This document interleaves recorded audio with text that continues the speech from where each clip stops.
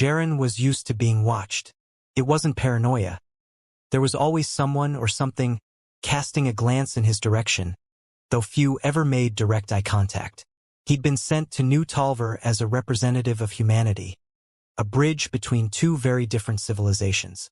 What that actually meant was that he spent most of his time wandering markets, sitting in local cafes, and trying, mostly unsuccessfully, to start conversations with strangers who were not particularly interested in talking to a human. He'd been on the planet for 3 months, and the routine was already wearing thin. Every morning, he would step out into the bright light of the twin suns, make his way to the market district, and attempt again to find common ground with the Talverans. These were not humans in funny costumes. They were genuinely alien. Their bodies were tall and slender, with semi-translucent skin that shimmered faintly in the sunlight. They didn't have hair. Instead, they had intricate crests of fine, crystalline strands that shifted colors depending on their mood. They moved gracefully, as though floating rather than walking, and their language was a fluid blend of melodic tones and sharp clicks. Jaren was still struggling to get a handle on it, though he'd picked up enough to greet someone politely and ask for basic directions. Today was another failure in the making. He wandered the bustling main market, where stalls lined the streets and Talverans mingled in fluid, orderly crowds. There was no shouting, no haggling, no chaos. Vendors stood behind their wares, fresh fruits that glowed faintly, silken fabrics that shifted color in the breeze, and strange devices that hummed with a soft energy, and waited patiently for customers to approach. Transactions were conducted in near silence, with brief nods and hand movements replacing the boisterous exchanges Jaren was accustomed to back on Earth. "Excuse me," he tried, stepping up to a stand where an elderly Talveran was arranging gleaming blue-green orbs. The vendor turned to him, their crystalline crest shifting to a pale orange, a sign of mild curiosity, if Jaren remembered correctly. "What are these?" he asked, pointing to the orbs. The vendor blinked slowly, then replied in clipped Talveran syllables that Jaren only partially understood. Something about nourishment and synthesis? He nodded politely, pretending to comprehend. "Interesting," he said, even though he had no idea what the orbs were for. As the vendor turned back to their work, Jaren stepped away, feeling like an outsider all over again. He'd spent 3 months on this world, trying to be approachable, to start conversations, to bridge a gap that seemed wider than he'd imagined. The Talverans weren't hostile, not outright. They were polite in that cool, distant way that made him feel more alone than ever. No one asked him questions. No one seemed interested in him, his world, or why he was there. The truth was, Jaren wasn't just another tourist or visitor. He'd been sent by the human coalition as an emissary, a gesture of goodwill and an attempt to forge stronger ties with the Talverans. The hope had been that someone like Jaren, with his outgoing nature and ability to adapt to new cultures, could win their trust, open doors for future partnerships. But the reality was far less idealistic. Jaren often felt like a statue on display, watched but never truly seen. "Jaren!" a familiar voice called, cutting through the quiet hum of the marketplace. He turned to see Cray, one of the few other humans stationed on New Talver. Cray was a researcher, not a diplomat, but he had a knack for making friends. His broad smile and easygoing attitude had helped him connect with a handful of Talverans who tolerated his endless questions. "Over here." Jaren made his way to Cray, who was standing by a stall selling bright, glowing tapestries that seemed to shift with the angle of the light. "Still wandering aimlessly?" Cray teased. "I'm gathering intelligence," Jaren replied, though the joke fell flat even to his own ears. "What about you?" "Meeting a friend," Cray said. He leaned in closer. "She's interested in human music. Can you believe that? She actually asked me to bring her recordings." Jaren raised an eyebrow. "A Talveran who cares about human music? That's a first." Cray grinned. "She's curious about all kinds of things. I think she might even ask about you eventually." "Let me guess," Jaren said. "You're going to take all the credit when that happens." "Hey, I'm the one doing the groundwork here," Cray said, clapping Jaren on the shoulder. "Maybe you could help me out. If she's interested in humans, I can't exactly tell her about all our boring research projects. Maybe you could. Before Cray could finish, a soft chime echoed through the marketplace. The Talvarans stopped what they were doing, turning their heads in unison toward a raised platform at the center of the square. Jaren and Cray followed their gaze. A tall, elegantly dressed Talvaran stood on the platform, their crest shimmering in a way that signaled authority. They raised a hand, and the marketplace fell silent. "It must be some kind of announcement," Cray whispered. Jaren nodded. He didn't understand the words, but the tone was clear, calm, measured, yet commanding. The speaker gestured toward the crowd, their voice flowing like water over smooth stones. Whatever they were saying, it was important enough to pause the entire marketplace. When the announcement ended, the speaker stepped down, and the market slowly resumed its activity. Jaren glanced at Cray. "Any idea what that was about?" Cray shrugged. "Not a clue, but I'll bet my friend knows. She's supposed to meet me here in a few minutes." Jaren sighed. "Well, let me know if you find out anything interesting. I'll be over there, trying not to scare off the locals." Cray smirked. "Sure thing. But maybe try not to look so intimidating next time. You know, less brooding, more smiling." "Right," Jaren said dryly. "I'll work on that." He left Cray and wandered toward a quieter corner of the market. He leaned against a smooth, polished column and watched the Talvarans go about their day. They moved with such precision, each step deliberate, each interaction calm and orderly. It was so different from the bustling, chaotic energy of Earth's markets where vendors shouted to attract customers and bartering was a sport. Still watching, a voice said behind him. Jaren turned to see Cray's friend approaching. She was Talvaran, but her crest was shorter and less ornate than most, perhaps a sign of her youth or her status. Her golden eyes, however, were sharp and curious. "I guess I am," Jaren replied. "You must be Cray's contact." She inclined her head, a gesture he'd learned to interpret as agreement. "And you must be the human emissary." "That's one way of putting it," Jaren said. "Another way is the guy who keeps getting ignored." She tilted her head, studying him. "Why do you say that?" "Because it's true," Jaren said.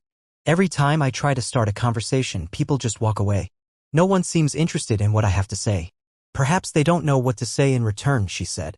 "Or perhaps they don't understand you." "That's part of the problem," Jaren admitted. "I've been trying to learn the language, but it's slow going." The Talvaran woman looked thoughtful. "Perhaps you need a guide. Someone to help you navigate our customs." Jaren chuckled. "I'd be happy to have one if I knew who to ask." She stepped closer, her crest shifting to a soft green, the color of curiosity. "Then perhaps I will guide you." Jaren blinked. "You do that?" She nodded. "You have questions. I have answers. Perhaps we can help each other." He smiled for the first time in what felt like weeks. "I'd like that." "Good," she said. "Come. There is much to learn." It was 3 days after they first met when Jaren saw Lirith again. He'd spent those days trying to make sense of their brief interaction. Why had she offered to guide him, a complete outsider, when others barely looked his way? He found himself standing in the marketplace once more, scanning the bustling streets, unsure if she would show. And then there she was, standing by a vendor's stall, her golden eyes fixed on him. Jaren made his way over, carefully navigating the flow of people. "Hello," he said, feeling somewhat self-conscious. She inclined her head in acknowledgement. "You're on time," Lirith said, her tone neutral. "That's a good start." "I try to be punctual," Jaren replied, a bit more stiffly than he intended. "So, what's first?" She turned, gesturing for him to follow her through the market. "We'll begin with something simple, an overview of our trading practices. You've likely noticed how quiet the transactions here are." "Yeah, that's one way to put it," Jaren said. "Back home, markets are loud, full of people shouting and haggling." Lirith gave a faint smile. "We consider that sort of behavior unnecessary. Communication here is often nonverbal. The patterns you see in our gestures, the way we position ourselves near a vendor, all of that conveys intent and trustworthiness. Words in such a context are mostly redundant." "So you're saying you don't have to talk at all to make a deal?" "Not precisely. It depends on the nature of the transaction and the individuals involved. Certain commodities or rare goods or new items may warrant discussion. But for everyday necessities, the gestures are enough." They stopped by a vendor selling iridescent fabrics that rippled like water under the sunlight. Lirith pointed at one particularly luminous piece. The vendor nodded, their crest shifting to a calm blue hue. Lirith extended her hand, palm up, and the vendor placed the fabric there. After a brief pause, she returned it and inclined her head, a silent indication of satisfaction. No words were exchanged, but both parties seemed content. Just like that? Jaren asked. You didn't even name a price. It's implied by the quality and presentation, Lirith explained. It takes time to learn the subtleties, but once you understand the patterns, you'll find it's quite efficient. Efficient, sure. But doesn't that make it harder to challenge the price or negotiate? Lirith's gaze turned thoughtful. We do negotiate, but it's more subtle. A hesitation before the nod, a slight shift in one's stance, these can signal that the offered price is unsatisfactory. The vendor may then adjust their offer accordingly. The process is quieter but no less dynamic. Jaren considered this as they moved on to another stall. He watched her interact with the vendors, noting the careful movements of her hands, the subtle tilts of her head. It was a dance of mutual understanding, one he had yet to learn. As they walked, Lirith began pointing out other details of Talvran society. She explained the significance of the colors in their crests, the way the market's layout reflected the city's intricate hierarchy. Her voice was calm, patient, yet her words carried weight. It was clear she was someone who knew her world inside and out. By the time they reached the far end of the market, Jaren felt both overwhelmed and intrigued. There's so much I don't understand, he admitted. I'm not even sure where to start. Lirith glanced at him. You've already started. You're asking questions. You're observing. That's more than most do. I suppose, he said. But it feels like every answer just leads to more questions. That's the nature of understanding, Lirith said. It's a process. You won't master it in a day or even a year. But if you're willing to keep learning, you'll find the patterns eventually. They stopped by a small fountain where water cascaded over smooth, luminous stones. Lirith leaned against the edge, looking out at the market. Why did you agree to come here? She asked. What made you leave your home to live among strangers? Jaren hesitated.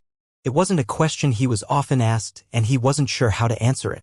I guess I wanted to make a difference, he said at last. I thought if I could help bridge the gap between our worlds, maybe we could learn from each other.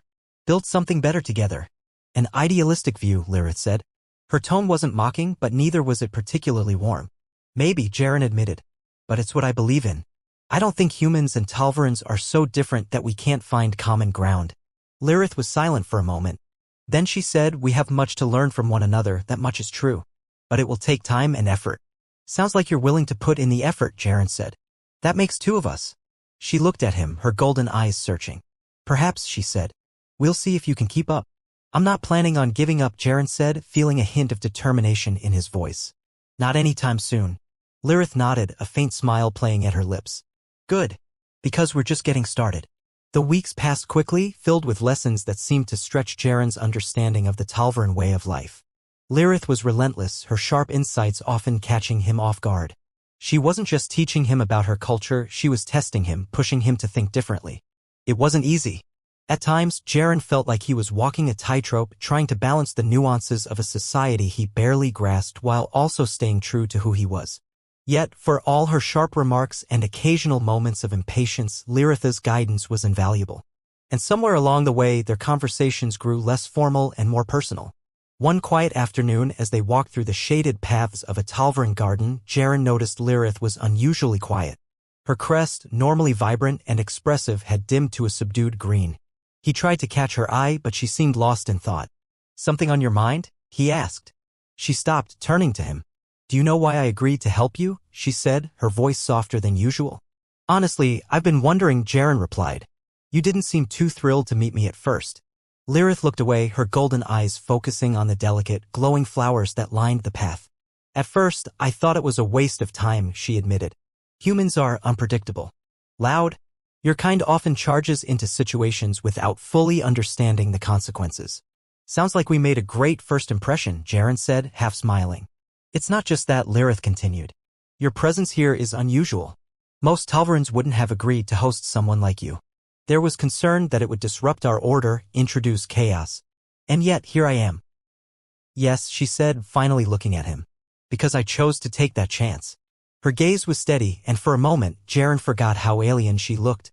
The crystalline crest, the luminous skin, they all seemed to fade into the background, leaving only the intensity of her eyes. He held her gaze, unsure of what to say. Before he could find the words, Lirith turned and started walking again. Come on. There's something I want to show you. They continued down the path until they reached a secluded alcove. In the center was a small pool, its surface shimmering like liquid glass. Lirith knelt by the edge, gesturing for Jaren to join her. He crouched beside her, watching as she reached into the water and let it flow through her fingers. The liquid seemed to glow faintly as it ran down her hand. "This pool is special," she said.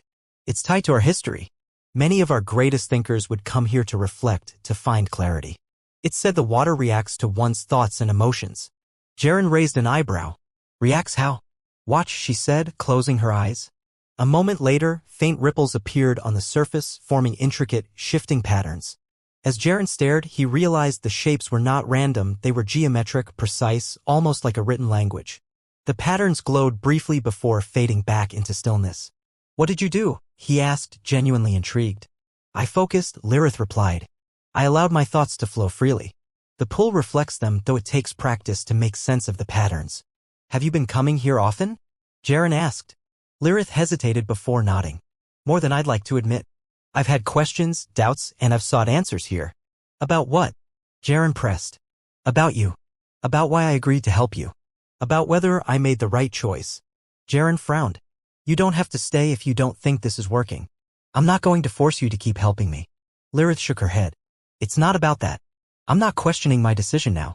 But in the beginning, I didn't know what to expect. I wasn't sure if you could adapt, if you truly try to understand our ways. I wasn't sure if I could guide someone so different." Jaren leaned back on his hands, staring at the pool. "So, do you still have those doubts?" She met his gaze. "No. You've proven that you're willing to learn. And you've shown me that humanity isn't as reckless as I once thought." Jaren chuckled. "High praise. Don't let it go to your head," Lirith said, though there was a faint smile on her lips. "There's still much you don't know." "That's fair," Jaren said. "I'll take what I can get." They sat in silence for a moment, the quiet hum of the garden surrounding them. Then Lirith spoke again, her voice softer. "Why did you really come here, Jaren? You've told me the official reason, but what drove you to leave everything behind?" Jaren hesitated. "I guess I wanted to see if we could be better. If we could find a way to work together, build something stronger than what we have alone. I wanted to prove that we could do more than just survive, we could thrive by understanding each other." "An ambitious goal," Lirith said, studying him. "Maybe," Jaren said. "But isn't that what makes it worth pursuing?" She nodded slowly, her gaze returning to the shimmering pool. "Perhaps it is." For the first time, Jaren felt a sense of connection, a moment of understanding that went beyond words. It wasn't perfect, and it certainly wasn't easy, but it was a start. As they sat by the pool, the faint ripples reflected the beginnings of something neither of them fully understood, a bond that was just starting to take shape. In the weeks following their conversation by the pool, Jaren noticed a subtle shift in Lirith's demeanor. She still carried herself with the same quiet confidence, but there was a warmth to her presence now. She didn't seem so guarded, so distant. Their lessons continued, though they felt less like lessons and more like the conversations of equals. And as Jaren's grasp of Talvaran customs improved, so too did his standing among the locals. Slowly, the stares grew less frequent. Vendors were more willing to explain their wares. Even the occasional passerby would acknowledge him with a polite nod. One afternoon, as they walked through a sun-dappled promenade, Jaren turned to Lirith. "You know, I think I'm finally starting to blend in. No one's called me Barbaric all week." "Blending in?" Lirith arched an eyebrow. "Perhaps. Or perhaps they've simply grown used to your presence." "Either way, I'll take it," Jaren said with a grin. "It beats feeling like a museum exhibit." "Don't get too comfortable," Lirith said. "There's still much to learn, and many will continue to judge you by your actions. If you make a misstep, they won't hesitate to remind you of it." "Fair enough," Jaren said. "But at tea," Lirith stopped at a street vendor's stand, picking up a small, glowing fruit.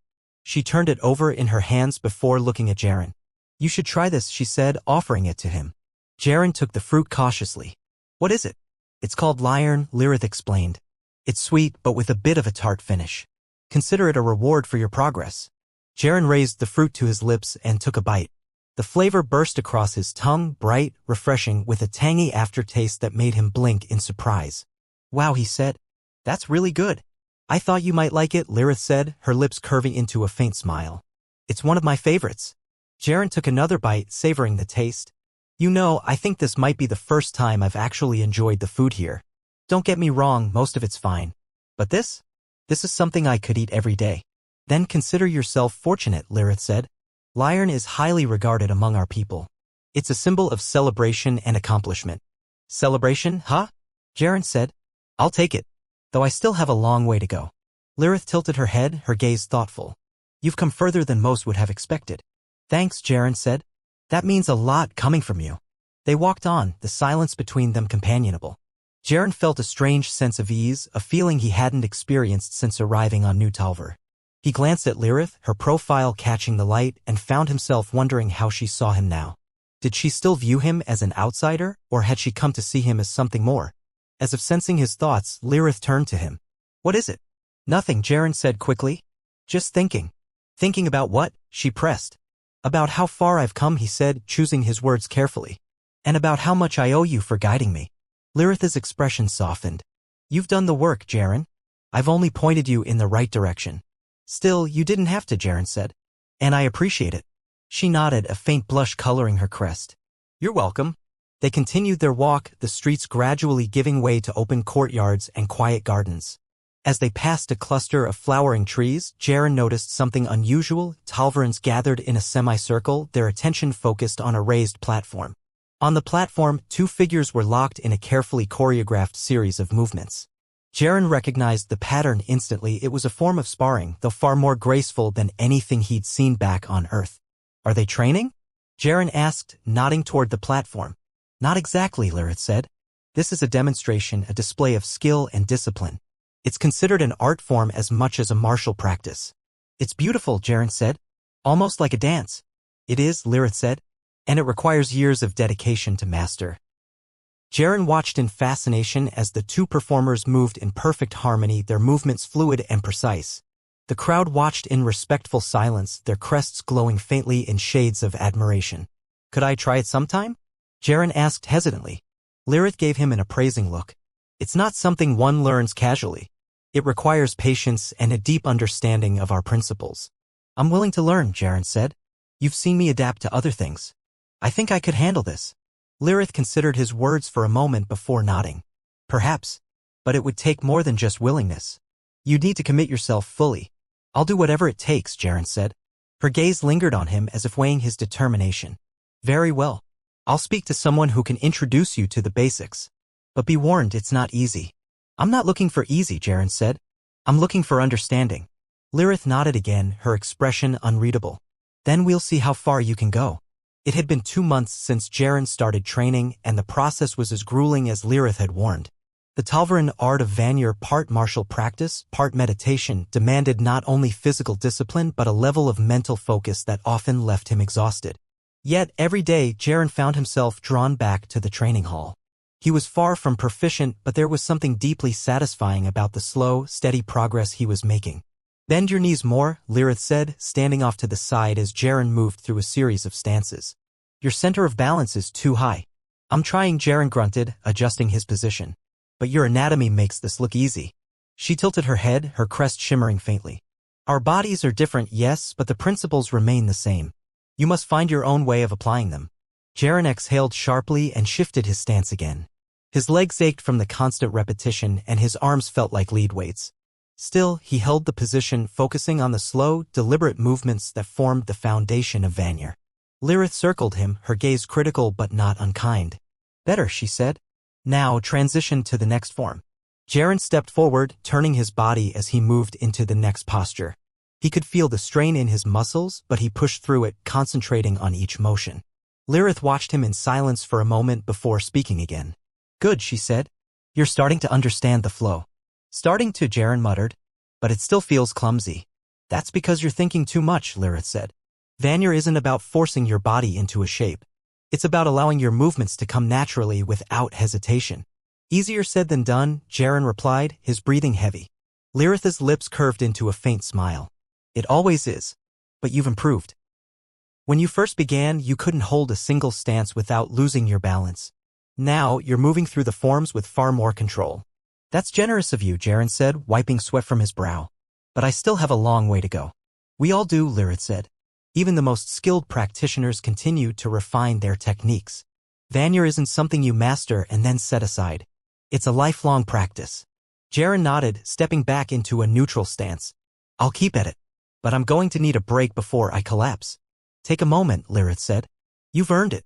Jaren lowered himself to the floor, his back resting against one of the hall's smooth, polished walls. He closed his eyes, letting his breathing slow.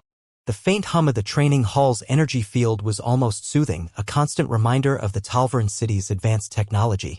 Why did you start practicing Vanyar? Jaren asked after a while, his voice calm. Lirith glanced at him, her expression thoughtful. It was expected of me. My family values discipline and tradition, and Vanyar is a cornerstone of our cultural heritage. Did you want to learn, or did you feel obligated? Jaren asked. At first, it was obligation, Lirith admitted. But over time, I grew to appreciate it. Vanyar taught me patience, focus, and balance. It gave me a way to center myself when the world felt overwhelming. I can see why you value it, Jaren said. It's not just about fighting or forms. It's grounding. Precisely, Lirith said. And it's that grounding that you'll need if you hope to truly understand our ways.